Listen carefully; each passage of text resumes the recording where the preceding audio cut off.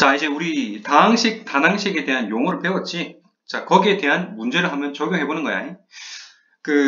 다시 한번 얘기하지만은, 이쪽 단원에서는 뭐 계산적인 문제라기보다는 용어를 얼마만큼 정확하게 잘 알고 있는가?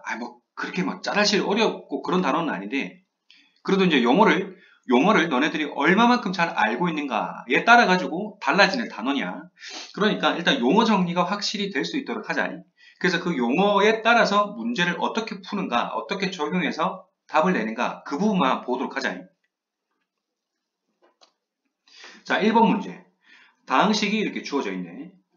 자, 일단 1번에 1번을 보면은 x에 대하여서 내림차순으로 정리하라 라고 되어 있다. 그지?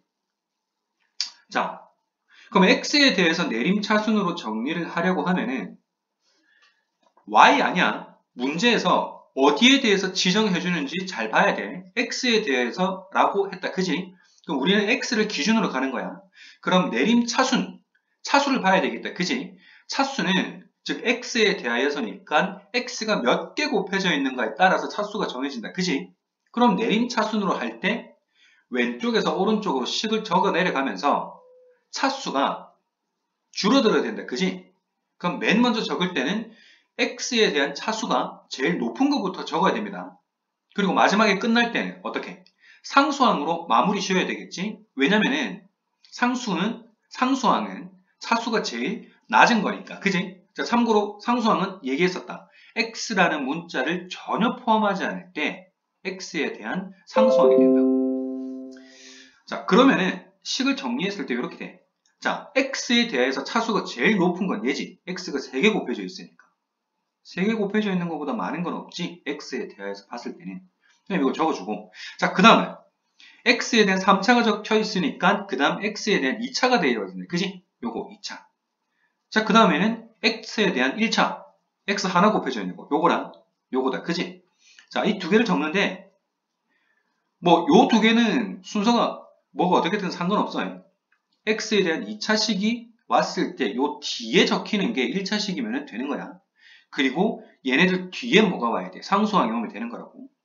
얘 지금 x에 대한 상수항이지 x를 포함하지 않잖아. 그지? 그러면은 x에 대한 상수항이 되는 거라고. 자, 이게 x에 대한 내림차순의 정의네. 자, 그럼 y에 대해서 오름차순은 x 아니다. y에 대해서야. 그럼 y가 차수가 어떻게 되는지를 봐줘야 되겠지? 근데 오름차순이니까 왼쪽에서 오른쪽으로 식을 적어 내려갈 때 차수가 어떻게? 올라가야 되지. 그럼 제일 낮은 것부터 써야 되잖아. 그러면은 상수항부터 먼저 적어야 된다. y에 대한 상수항은 뭐야? y라는 식이 전혀 없는 거. 그걸 우리가 y에 대한 상수항이라 그러지. 자, y에 대한 상수항은 이거 마이너스 2x랑 마이너스 5가 있다. 그지?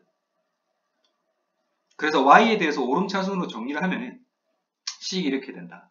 자, 그래서 2x 빼기 5가 y에 대하여서는 상수항이 되고 그 다음 y에 대한 1차 y 하나 곱해져 있는 거 요거. 그 다음 y에 대한 2차. 자, y에 대한 2차가 항이 두 개지. 한 개, 두 개. 순서는 상관없다. 1차 다음에 이 2차들이 오면 되는 거야. 그리고 이 2차가 끝나고 나면 이렇게 y에 대한 3차가 와주면 되고. 이게 y에 대한 오름차순이 되는 거다. 그러니까 문제 풀 때 지정하는 특정 문자가 어떤 건지 보고 거기에 따라서 우리가 알고 있는 내림차순, 오름차순의 형태로 봐주면 되는 거다. 내가 이렇게 지금 자세하게 설명하는 이유가 있어. 사실 이게 어려운 단어는 아닌데 나중에 가면은 왠지 이것 때문에 계속 헷갈리는 애들이 좀 몇 명씩 생기더라고. 이것 가지고 나중에 뒤에 가가지고 뭐 x에 대한 계수가 뭐고 상수항이 뭐고 내림차순, 오름차순이 뭐고 헷갈리면 안 된다. 그때 부끄럽다. 알겠지? 여기서 딱 끝내고 나중에는 여기에 대해서는 절대 보지 않을 정도, 않아도 될 정도로 확실하게 끝내가자. 자, 3번. 이번에는 x에 대한 최고차 항의 계수와 상수항을 구하라 그랬다. 문제 잘 봐야 된다. 최고차 항이 있다. 그지? 최고차 항. 말뜻 그대로 차수가 제일 높은 항을 우리가 최고차 항이라 그런다. 자, 고등학교 교과 과정에서 이제 다항식이 나오게 되면은 최고차 항이라는 얘기를 아주 많이 들을 거야. 그러면은 우리 거의 일반적으로는 식을 내림차순으로 정리해서 적거든. 웬만해서는 내림차순으로 적어. 그래서 이제 맨 먼저 적는 항 있지. 그때 최고차항이 오게 된다고. 자, 일단 그냥 최고차항에 대해서 다시 한번 여기서 이 문제상에서 보도록 하자. 자, x에 대한 최고차항이니까 x에 대하여서 차수가 제일 높은 거겠다. 그지? 그러면은 우리 아까 1번에서 x에 대한 내림차순으로 정리한 거 있지? 얘를 보자. x에 대해서 최고차항은 그럼 얘가 되겠네. x에 대해서 차수가 제일 높으니까. 얘의 뭐를 구해달래? 개수를 구해달래. 개수. 자, 우리 개수란 말은 항에 있어서 특정 지정된 문자를 제외하고 곱해진 거. 그걸 우리가 개수라 그러지. 자, 여기서는 개수가 그러면은 x를 제외하고 곱해진 게 4 곱하기 y의 4승이 되니까 최고차항의 개수는 얘가 되겠다. 그지?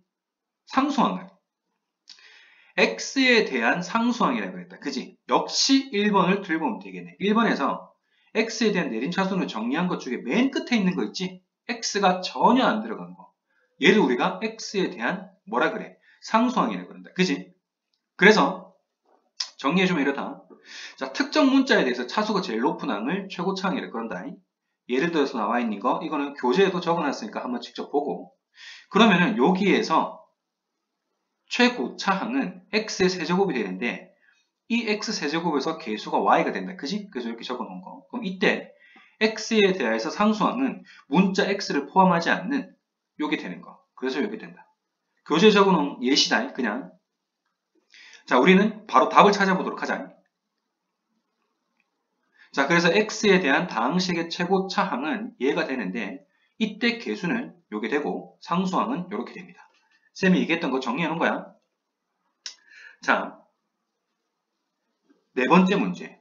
자, y에 대한 2차항의 개수를 구하여라. 이렇게 했다. 그지? 자, 그러면은 y에 대해서라고. y에 대해서. 그럼 2차지. 2차면은 y가 두 개 곱해져 있는 거다. 맞지? y가 두 개 곱해져 있는 거는 요거 그리고 요게 된다. 맞지? 그래서 y에 대한 2차항의 개수를 구하게 되면은 자, y의 2차항이 이거라 그랬다. 그지? 위에서 이렇게 뽑아내면 이렇게 두 개가 있다고 했다. 그지? 요거를 봐봐. y제곱을 묶어줘. 그럼 이렇게 되지? 그럼 이때 우리가 y제곱을 제외한 또 다른 게 곱해져 있으면 개수라 그랬잖아요. 그지? y에 대해서 봤을 때.